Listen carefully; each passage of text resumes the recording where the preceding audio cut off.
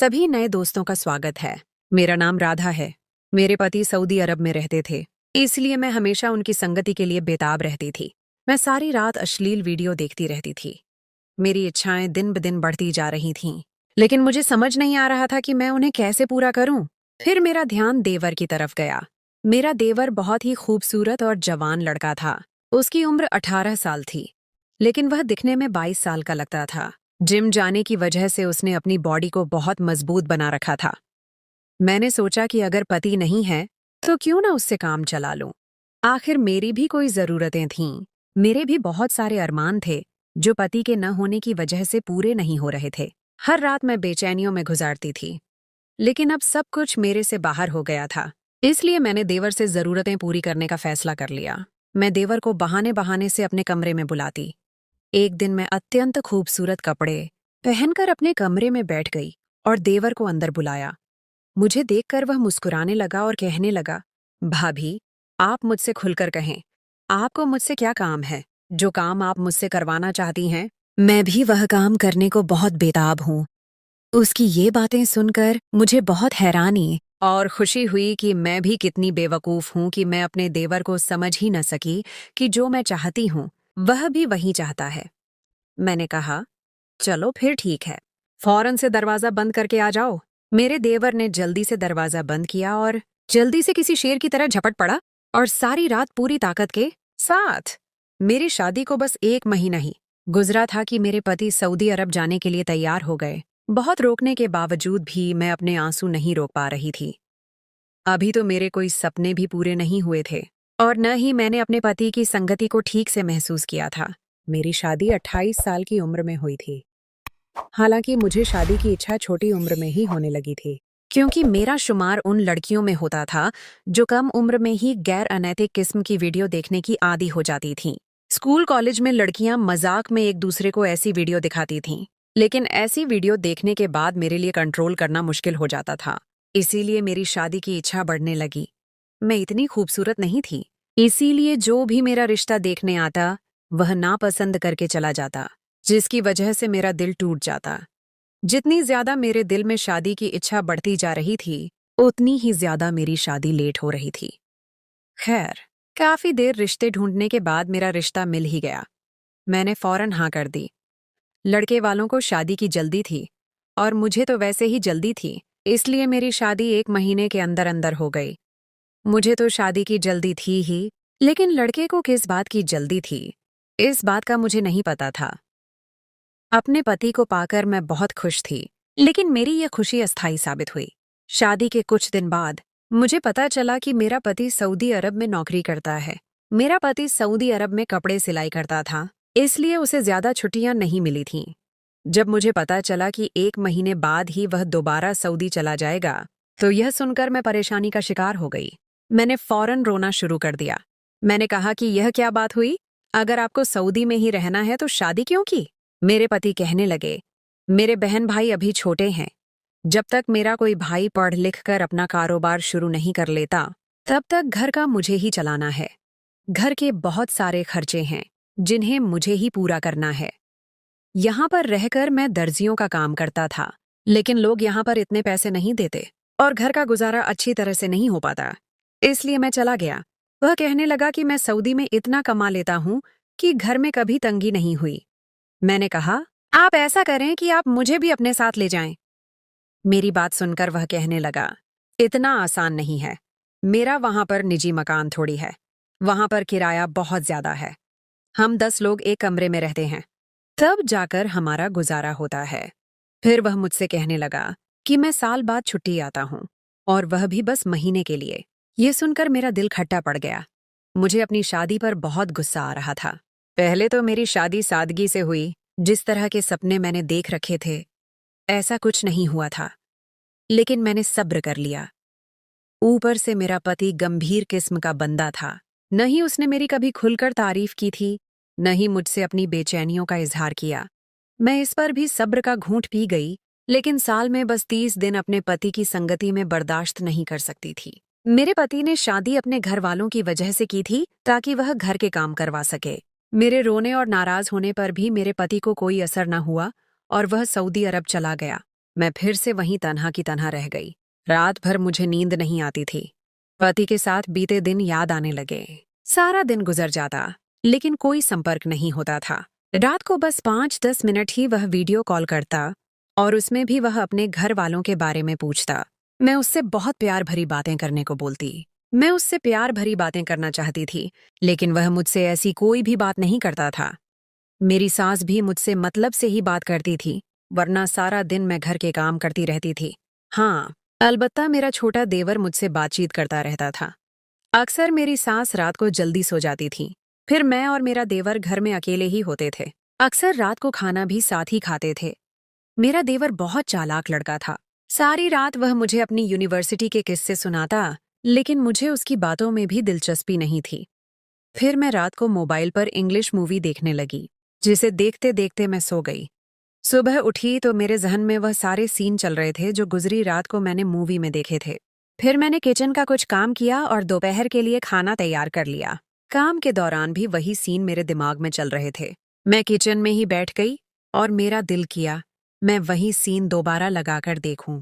मैं हर चीज से बेखौफ होकर वही सीन लगाकर देख रही थी। फिर अचानक मुझे ऐसे लगा जैसे कोई मेरे पीछे खड़ा है। मैंने पलट कर देखा तो मेरा देवर पीछे खड़ा था, और जो वीडियो मैं देख रही थी वह भी देख चुका था। मैं उसे देखते ही घबरा गई। वह भी सीधा हो गया और कहने लगा, भाभी, खाना तैयार हो गया है तो जल्दी से रोटी भी बना दें। मैंने कहा, हाँ, बस बनाने ही लगी थी। मैंने फौरन से मोबाइल बंद कर दिया और रोटियां बनाने लगी। लेकिन फिर मैंने महसूस किया कि मेरे देवर का रवैया मुझसे बदलने लगा था। पहले वह मेरे कमरे में नहीं आता था, लेकिन फिर मेरे कमरे में रोज रोज आने लगा। एक दिन कहने लगा कि शाम की चाय आपके कमरे में ही पी लेते हैं। आजकल सर्दी बढ़ गई है, लाउंज में ठंड लगती है। सर्दियों में भी मेरी सास की आदत थी कि वह ज्यादातर अपने कमरे में ही रहती थी और खाना भी वहीं पर खाती थी। मैं सास को खाना देकर आई तो मैंने अपने कमरे में देखा कि मेरा देवर मेरा मोबाइल चेक कर रहा था। उसने मेरी सारी गूगल हिस्ट्री देख ली थी। मैं किस तरह की वीडियो देखा करती थी, उसने सब कुछ देख लिया था। मुझे उसकी यह हरकत अच्छी नहीं लगी थी। आखिर वह होता कौन था मेरा मोबाइल चेक करने वाला? मैंने चाय का कप बेड पर रखा और अपना मोबाइल पकड़कर साइड पर रख दिया। चाय पीते हुए मेरा देवर कहने लगा, भाभी, आपको किस तरह की मूवीज अच्छी लगती है? उसके सवाल पर मैं डर गई। मैंने कहा, क्या मतलब? कहने लगा, मतलब एक्शन मूवी या रोमांटिक? मैं कुछ लापरवाही का शिकार हुई इसलिए कि वह उस मोबाइल पर वह वाहियात सीन देख चुका था। मैंने कोई जवाब न दिया तो वह खुद ही कहने लगा, मुझे रोमांटिक फिल्में अच्छी लगती हैं। मैंने उसकी तरफ देखा तो कहने लगा, मुझे इंग्लिश फिल्में बहुत अच्छी लगती है। आपको किस तरह की मूवीज पसंद हैं? उसके इस सवाल पर मैंने उसे घूर कर देखा तो वह हंसने लगा। कहने लगा, भाभी, मुझे आप अपना दोस्त बना सकती हैं, और वैसे भी देवर भाभी में इतनी तो दोस्ती चलती ही है, और वैसे भी आप मुझे बहुत अच्छी लगती हैं। भाई ने आपके साथ अच्छा नहीं किया, भरी जवानी में आपको अकेला छोड़कर सऊदी अरब चले गए। उसकी बातें सुनकर मेरा चेहरा लाल हो गया। मैंने कहा, मेरे सर में दर्द है, तुम अपनी चाय अपने कमरे में जाकर पी लो। बेशक मैं रोमांटिक किस्म की लड़की थी, लेकिन मैं यह सब कुछ अपने पति के साथ शेयर करना चाहती थी। मेरा देवर कौन होता था मुझसे इस किस्म की बातें करने वाला? मैंने अत्यंत सख्त लहजे में अपने देवर को वहां से जाने को कहा तो उसने फौरन अपना कप उठाया और अपने कमरे में चला गया। मेरा देवर अपनी बात बेझिझक मुझसे कहा करता था। अगले दिन मैं सुबह का नाश्ता बना रही थी जब भाभी भाभी की रट लगाए मेरे देवर ने अपने कमरे से आवाज लगाना शुरू की। उसकी आवाज सुनकर मैं उसके कमरे में चली गई। मैं बिना दस्तक दिए ही कमरे में दाखिल हुई तो वह अपनी शर्ट के बटन बंद कर रहा था। उसने आधी शर्ट के बटन बंद किए और फिर मुझसे कहने लगा, भाभी इधर आएं, मेरी शर्ट का बटन टूटा हुआ है, प्लीज इसे जल्दी से लगा दें, मुझे देर हो रही है। मैं झिझकते हुए अंदर आई। मेरे देवर ने मुझे सुई धागा दिया। मैं उसकी शर्ट का बटन लगाने लगी। मैं अपने काम में व्यस्त थी, लेकिन वह टकटकी बांधे मुझे ही देख रहा था। मुझे उसकी नजरों से उलझन हो रही थी। मैं उस वक्त सांस लेना ही भूल गई जब उसने मेरे चेहरे के सामने आते हुए बालों को अपने हाथ से पकड़कर मेरे कान के पीछे कर दिया। मैं एकदम बौखलाकर पीछे हटी। वह मुझसे कहने लगा कि आप घबरा क्यों रही हैं? आपके बाल तो आपकी आंखों के सामने आ रहे थे। मैंने सोचा पीछे कर दूं। मैंने जल्दी से बटन लगाया और कमरे में आ गई। मैंने महसूस किया था कि वह मेरे करीब आने की कोशिश कर रहा है। मैं अब अपने देवर से कतराने लगी। एक बार रात के वक़्त मैं सो रही थी। मुझे ऐसे लगा जैसे किसी की नज़रों की तपिश मेरे चेहरे पर पड़ रही है। गहरी नींद में भी मेरी आंख खुल गई। मेरे कमरे में बस नाइट बल्ब की रोशनी थी। मैंने अपने सोते हुए कमरे का जायजा लिया। आखिर मुझे उलझन किस बात की हो रही है? फिर मेरी नज़र कमरे की खिड़की पर पड़ी।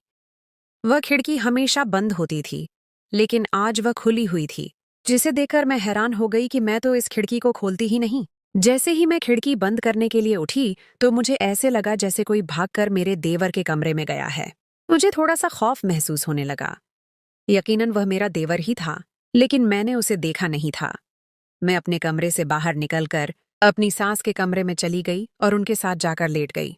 लेकिन वह नींद में इस कदर ऊंची आवाज में कराहटें लेती हैं कि मैं वहां पर सो ही न सकी। इसलिए मजबूरन मुझे अपने कमरे में ही आना पड़ा। सुबह नाश्ते पर मेरा देवर मुझे ही देखे जा रहा था। फिर वह मुझसे कहने लगा, भाभी, आपको भाई की बहुत याद सताती होगी। मैंने कहा, हाँ, मुझे उनकी याद तो आती है। मेरी बात सुनकर वह कहने लगा, फिर तो आप पूरी रात करवटें बदल बदल कर गुजारती होंगी। भाई की याद में आपको कहाँ नींद आती होगी? देवर की बातों ने मेरे होश उड़ा दिए थे। मैंने कहा, तुम ज्यादा ही बोलने लग गए हो। आज के बाद मेरे साथ ऐसी बातें मत करना। मेरी बात सुनकर देवर वहां से चला गया। अगले रोज फिर रात को मेरे कमरे की खिड़की खुली हुई थी, लेकिन इस बार मैंने देख लिया था कि खिड़की पर कौन था। वह मेरा देवर ही था जो खिड़की खोलकर मुझे ही सोते हुए देख रहा था। ये देखकर मुझे गुस्सा आने लगा। कैसा बदतमीज शख्स है। अगले रोज मैंने उसे पूछ ही लिया कि वह मेरे कमरे की खिड़की में क्या देखने आता है। मेरे सवाल पर वह मुस्कुराते हुए कहने लगा, मुझे आप सोते हुए बड़ी अच्छी लगती हैं। यह सुनकर मुझे उस पर बहुत गुस्सा आया। मैंने कहा, अब अगर तुमने ऐसी हरकत की तो मैं तुम्हारी शिकायत अम्मी से लगा दूंगी। मेरी बात सुनकर उसे गुस्सा आ गया। उस वक्त तो वह वहां से चला गया, लेकिन रात को जब मैं सो रही थी तो मुझे ऐसे लगा जैसे कोई मेरे साथ सो रहा है। जैसे ही मेरी आंख खुली तो अपने देवर को अपने इतना करीब देखकर मैं बुरी तरह से घबरा गई। मैंने कहा, तुम मेरे कमरे में क्या कर रहे हो? तो वह कहने लगा, जब आप अपने कमरे का दरवाजा खोलकर सोएंगी तो ऐसा तो होगा, और ऊपर से आपका पति भी यहाँ नहीं है। मैंने सोचा मैं उसकी कमी पूरी कर दूं। उसकी यह बेबाक बातें सुनकर मुझे बहुत गुस्सा आने लगा। इससे पहले कि मैं बेड से उठती, वह बेशर्म शख्स मुझे अपने घेरे में ले चुका था। उसने फौरन से मेरे मुंह पर हाथ रख दिया। कहने लगा, दरवाजे से कोई भी अंदर आ सकता है। तुम यह दरवाजा मेरे लिए ही तो खोल के रखती थी। अब क्यों इतनी नेक पारसा बन रही हो? हालांकि मैंने कभी ऐसा सोचा भी नहीं था। मुझे कभी खतरा महसूस नहीं हुआ था। मैं तो देवर को छोटा भाई समझती थी, लेकिन सच ही कहते हैं कि देवर आग होता है, उससे भी दूरी अख्तियार करनी चाहिए। उस शख्स ने मेरी जिंदगी बर्बाद कर दी। मैं रोती रही, लेकिन कोई रहम ना आया। उसने अपना काम पूरा किया और मुझसे कहने लगा, अगर दोबारा कभी मूड बना तो मुझे बता देना।